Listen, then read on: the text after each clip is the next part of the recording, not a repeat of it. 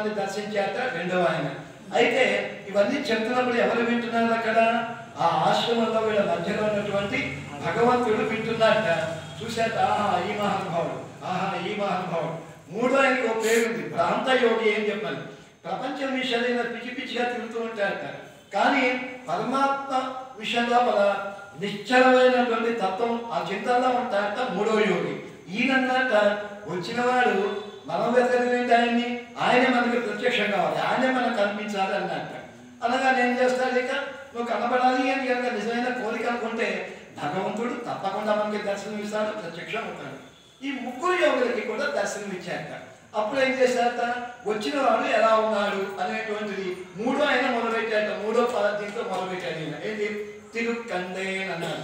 ముందే కనిపించిందిట భగవంతుడు ఎప్పుడైతే ఉంటాడో భగవంతుడిని వదిలివేసి లక్ష్మీదేవి ఎప్పుడూ ఉండదు. కానీ ఏం చేశాడు, అలా చూడగానే వక్షస్థలం కనిపించింట తిరుక్కందే అన్నాక. తిరుక్కండే అంటే లక్ష్మీదేవిని చూశాను అన్నాడు.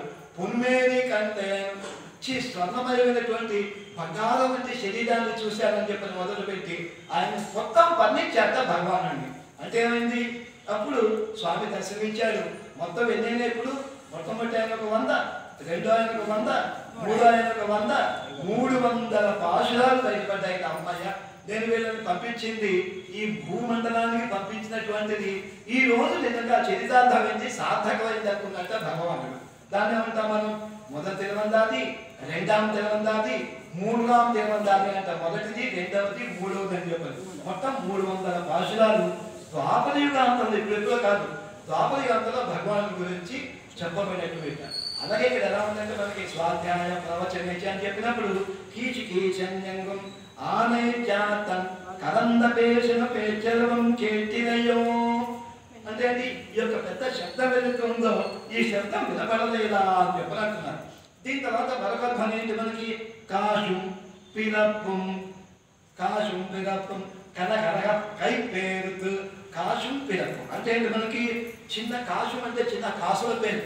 తర్వాత ఇంకోటి ఏంటి? మామిడి పెందెల పులుసున్నది. ఇప్పుడు నందరజలో ఉండేటువంటి పొలభామను ఏం చేస్తారట, వాళ్ళకి తగినట్టుగా తగిన విధంగా కాసుల పేర్లు, దాని తర్వాత మామిడి పిందెల పొలుసులు ఇవన్నీ ధరించి ఉంటారట.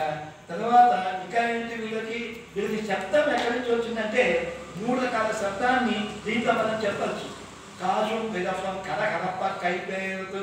తర్వాత కూడా ఏంటి, దీంట్లో వీళ్ళు ఏం చేస్తున్నారట, ఈ చేతులు కూడా మంచి ఆభరణాలు ఏవైతే ఉంటాయో మంచి మంచి కలకల శబ్దించే ఆభరణాలు, ఈ ఆభరణాలు చేతులకు ధరించేస్తా వెళ్ళబడేటువంటి గొలుసు